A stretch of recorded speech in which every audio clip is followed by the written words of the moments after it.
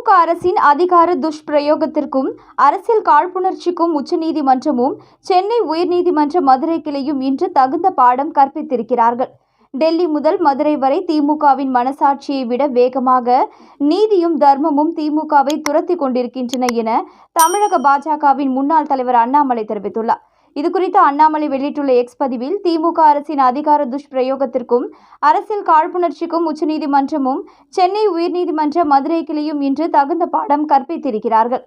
திமுக எம்எல்ஏவுக்கு சொந்தமான மருத்துவமனைகளுடன் தொடர்புடைய கிட்னி திருட்டு குறித்து விசாரிக்க சென்னை உயர்நீதிமன்றம் அமைக்க கூறிய சிறப்பு புலனாய்வு குழுவில் தாங்கள் பரிந்துரைக்கும் அதிகாரிகளையே நியமிக்க வேண்டும் என்ற திமுக அரசின் நிபந்தனையை ஏற்க மறுத்து சென்னை உயர்நீதிமன்ற தீர்ப்பில் தலையிட உச்சநீதிமன்றம் மறுத்துவிட்டது.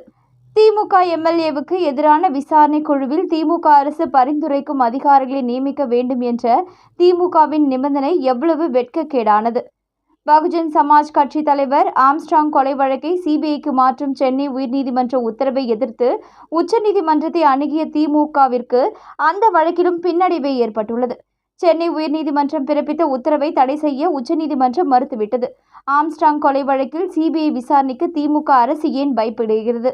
கரூர் தாவேகா பேரணியின் பொழுது ஏற்பட்ட கூட்ட நெரிசல் குறித்து சிபிஐ விசாரணை கோரிய வழக்கில் தமிழக அரசை உச்சநீதிமன்றம் கடுமையாக கண்டித்துள்ளது.